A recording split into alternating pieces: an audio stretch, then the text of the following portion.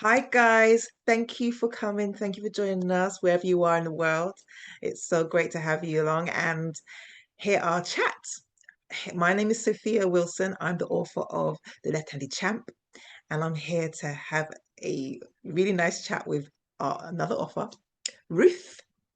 Can you Yes, introduce yourself, please? yes. Hi, guys. Thank you for joining in and tuning in.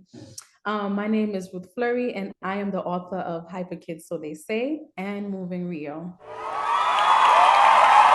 Amazing. Awesome. Yeah. Have you got a copy to show us Yes, so we I'm can going to see get what it we're right looking out for in the stores? Good stuff. now. So this is Lovely. Hyper Kids So They Say, and this is Rio right here. And the illustrator is Fatima Zishan. So this is the hardcover, and I have a special edition, which is the board book for the younger ones, Ooh, the young babies. I Yeah. love that. Yeah, which is available on my website. This is only available on my website, which I'm going to share, which is www.scholarsoftomorrowpublishing.com. And then we also have the strategy here on the back with the traffic lights. Oh, I love it. It's Yes. amazing. And then the coloring book, which is Moving Rio, is right Within here. Rio. Yeah, And this is available on Amazon. So the great. color is available on Amazon. I have a few copies if you order from my website, but it's available on Amazon. Yes. Um, so what was the inspiration behind Rio? Alrighty. So my son, my son and my former students, kindergarten students. But during the pandemic, I was working as a school counselor, a part-time school counselor. And with the mandates to work home, it became challenging with supporting my children. At the time, I was a mother of four, and also to work. So I had to resign. And basically, with me being home, bored after helping my kids with their schoolwork, I just started to write. I had time to think and reflect. So I just started to write. I wrote this story as a joke initially because I didn't think I was going to be an author. And I shared it with my family.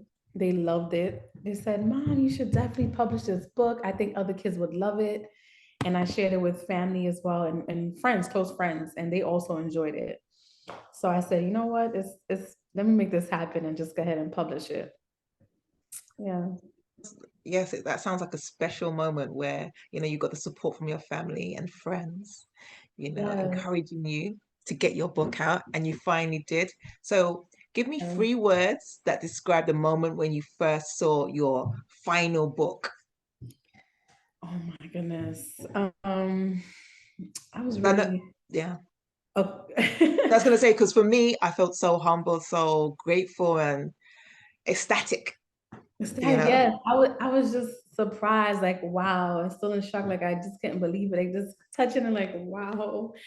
But also humbled as well. And just saying thank you, God. Like again, I never thought I was gonna do that. So just surprising me and just allowing me to go out and push for it and actually make it happen and birth the book and have it in my hand was just really exciting, surprising, and humbling. Yeah. Yeah, good. So just for like a note to other authors or budding authors, how easy Yes. was it to publish your first book? How Or not easy. so easy? Okay, I'll talk What's about your both. experience? Yeah. Okay. Mm. Because the story was based off a true story, as I said, instance with my son and also me as a former teacher, kindergarten teacher, it flowed. It came through because it's just things that I've seen or I've heard of. So I just put it to light in the book. So that part made it easier because it was based off of a true story. Mhm. The harder part was, I guess, picking and choose what to eliminate, what so when you're editing, like, but I want that in the book, but also thinking about your audience, right? Mm. Because you want to make sure you keep it Important. entertaining and not lose them. So that was the part. But I did get a coach. I did get a book coach, book doula named Gio Doris. He was really helpful and motivating and pushing me through the process. So that helped smooth the process, the writing process. Okay. And How easy was it to find an illustrator who could bring your vision to life?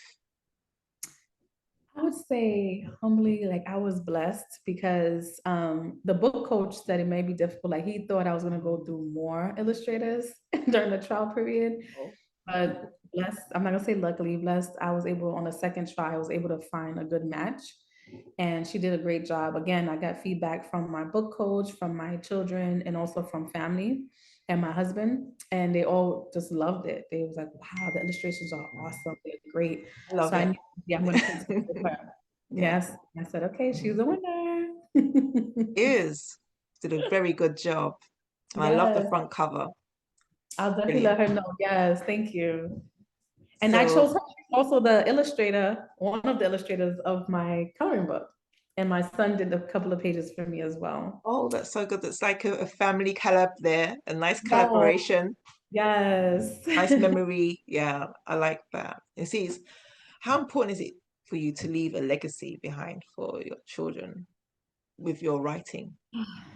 Very important because my parents are immigrant from Haiti, and they came in, working really hard, trying their best to make the best for me and my siblings.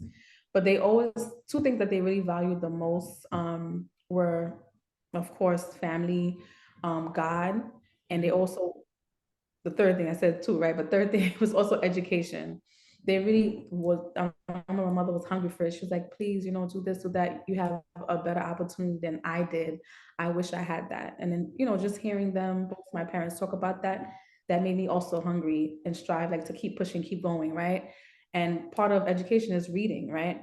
If you don't know how to read, how are you gonna make it through life, right? Just knowing how to get around in the streets. You need to know how to read the streets, right? The street signs. Mm, And let's say absolutely. if you travel on public transportation to get from point A to point B, you need to be able to read the signs, especially the first time around if you have no support. So reading is really crucial. Or cooking. Think about cooking. If you want to try something new that you saw on the TV or you smell, whatever it is, you want to try something new, you have to be able to read the ingredients, read the back of the book to With follow along with the instruction. directions. So it's instruction, exactly. So it's really important to know how to read. And I'm making those real life connections because sometimes kids may feel like I don't really need it, I don't like it, but no, you do need it. You do need it, for job applications, many more things. So reading is really important. And I feel like it's really through my book and the legacy, I just really want to make reading interesting again.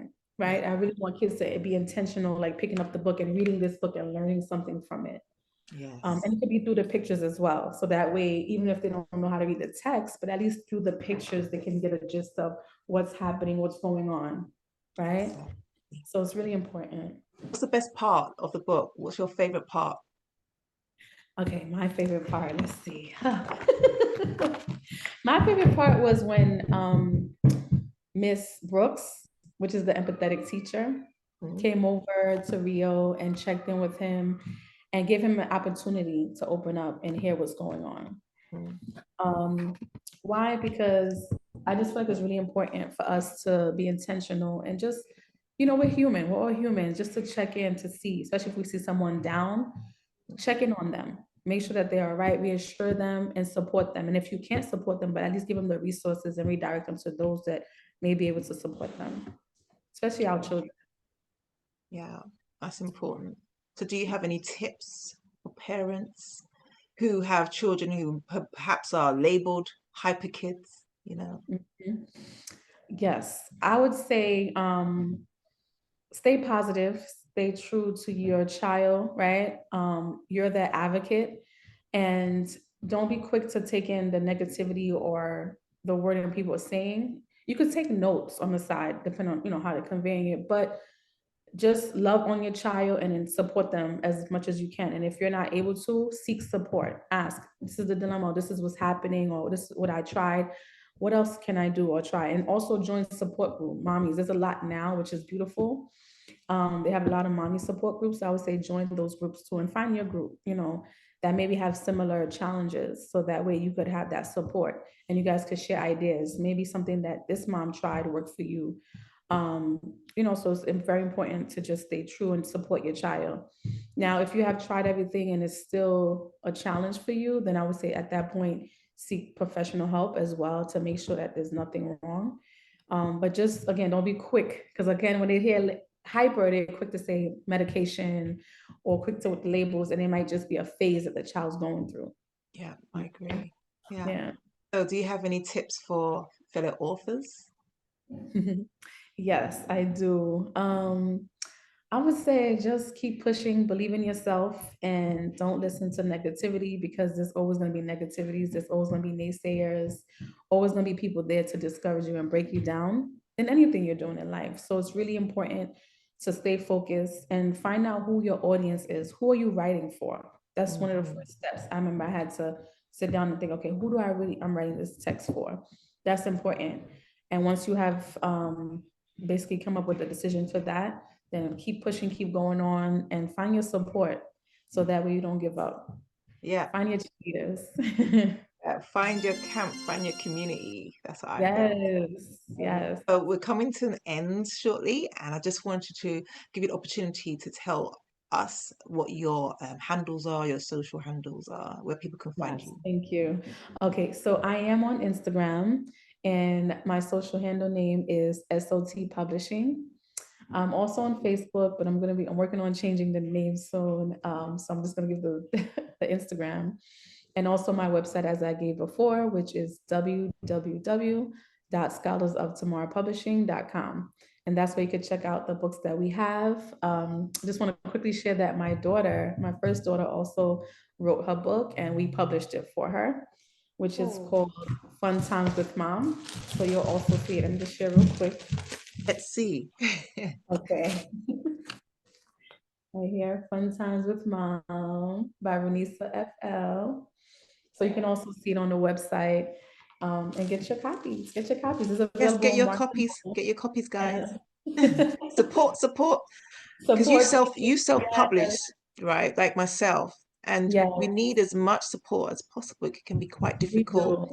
do. There's hidden gems out there. People have their great books, but no one can Yeah. see them. So spread the word. Please. Yeah. We're here supporting each other, just also putting the word out so you Yeah. guys see and you know, right? So please support as author Support Sophia. Ruth, please. Get over there to her Instagram, support, follow the links, or get on her website. Show some Yeah, love. Let's share the love. that's right. Spread love now. As one of my friends say, spread love now. Funerals don't count. I hear Yeah, that. Yeah, I get. yeah, yeah. Okay, well, it was lovely speaking to you. Nice having our chat. Likewise, it was fun. I enjoyed it. Okay, well, I hope to see you soon and see more books from you, and I can't wait. Thank you. Thank you. It's All been right, guys. lovely. Thank you for having me. Bye. Bye bye.